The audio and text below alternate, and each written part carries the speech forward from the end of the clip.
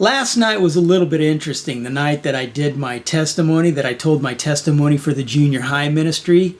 And as I had mentioned on that video, coming up to it, I really wasn't nervous, you know, the week before and the day of and going into. But as the service started, started feeling some butterflies coming in and started getting a little bit nervous. And I felt kind of nervous, you know, while I was telling it. And there was a part where my mouth got kind of dry, but seemed to make it through pretty good. But afterwards, it felt like my stomach just really started knotting up and, you know, thinking about how I did and things like that. And even though it was feeling knotted up, I knew I was hungry. So we went out, ate, got the food down and everything, went home. Just my stomach was feeling kind of tight that night. And just, I don't know, just feeling, I think, a little bit kind of anxious. We got home. It was late before we ended up getting to bed. It was like midnight before we actually went to bed. But then about 2:30 in the morning, I woke up and I was just like wide awake. I knew I wasn't going back to sleep, and my stomach was just knotted up. And I was starting to feel this condemnation and this torment in myself, and started feeling like, you know, the conclusion didn't come together really good, and I may not have really made the point that there was to be made in the story that I was telling in my testimony. And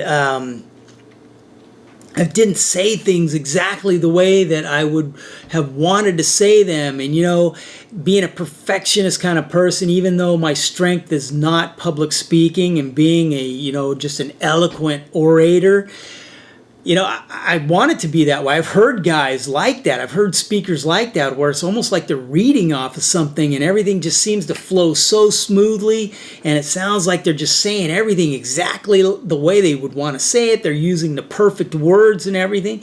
And so I'm starting to think through this, and it's like, man, you know, my conclusion really probably didn't come together as concisely and as good as I would have wanted it to tell what I was trying to tell. And you know, some of the things that I was talking about in my life before God, you know,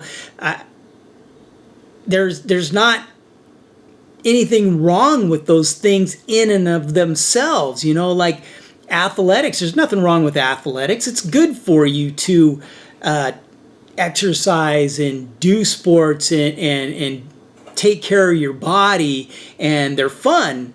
But if I'm kind of making an idol out of it, see, I don't think I didn't know if I really brought it together like this, that if I'm making an idol out of it, I'm looking for my fulfillment in life and looking for that to bring me happiness and bring peace to my life and give me my inner desires. That's not going to do it. Only God can do that. And then girls, there's nothing wrong with being attracted to the opposite sex. God designed us to be attracted to the opposite sex and possibly one day get married, have a family, serve God together. You know, it's a wonderful thing. But if I'm looking to women for my fulfillment, and I'm not treating them properly, if I'm using them, and if I'm just looking for my own pleasure, my own fulfillment, that's wrong. And, you know, building my bus, there's nothing wrong with that. But if I'm looking at that as an idol, you know, something I'm looking toward, that this is going to bring me happiness in my life, this is going to be, it's only a short-lived thing. It's not going to be long-term. It's not going to be the true need that I have, like in God. And I didn't know if I was really explaining that well or not. And so these things are kind of hitting me. And so I decided to get up. I wasn't going to go to sleep. And I was going to take it to prayer with God and talk to God about it. As I was going into prayer, I started feeling like God was reminding me of scriptures, that there's no condemnation in Christ Jesus, and that he didn't come to condemn the world, he came to save the world, and that it's Satan that is the accuser of the brethren, the accuser of the brothers and sisters of God's family, that tries to beat us down and help us and cause us to feel hopeless. but it's God that's the encourager. Because I started thinking about it, the disciples, they said and did a lot of dumb things that weren't right, but God didn't cast them out and say, forget you guys, not work with you. He loved them, and he taught them, and he was patient with them. And it's not about me doing things perfectly. It's not my strength and I did the best I could.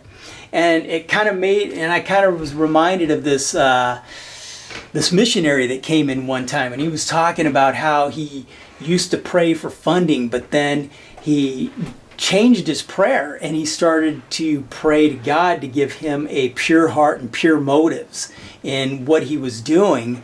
And he said that just really changed a lot of things. And I know, I wasn't going in there looking to promote myself or promote something or get anybody to do anything. I was sharing the testimony of the amazing thing God did in my life. And so I just had to realize that, I did the best that I could.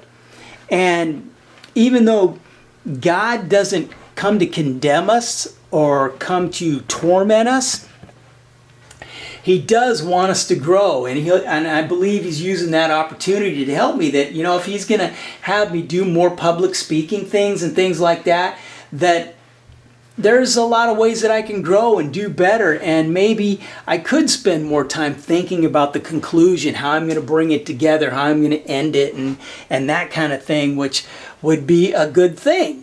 He's not condemning me about it. He's teaching me something, and that.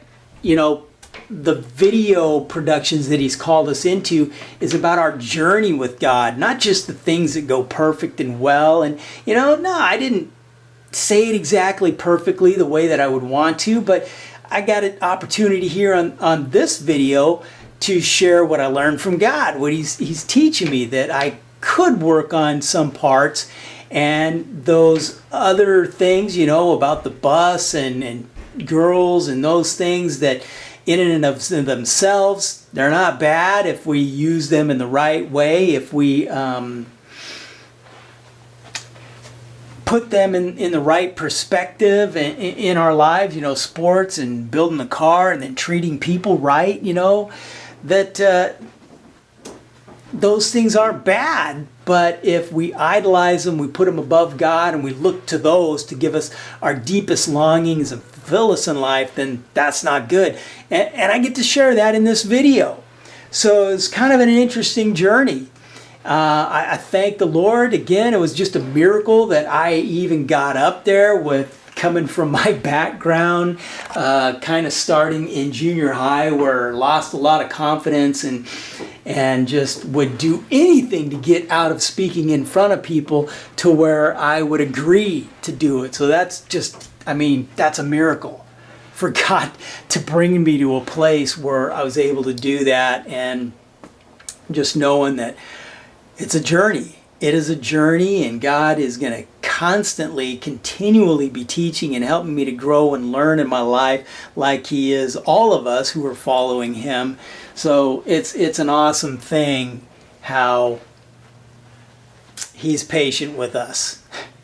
He continually loves us and wants to help us grow and become more like him. Doesn't want to condemn us, doesn't want to torment us, but does want to help us grow and just be able to experience how much he does care for us and does want the best for us in our lives if we follow him, truly follow him, and love him as the Lord of our lives. God bless you guys, and we'll see you on the next video.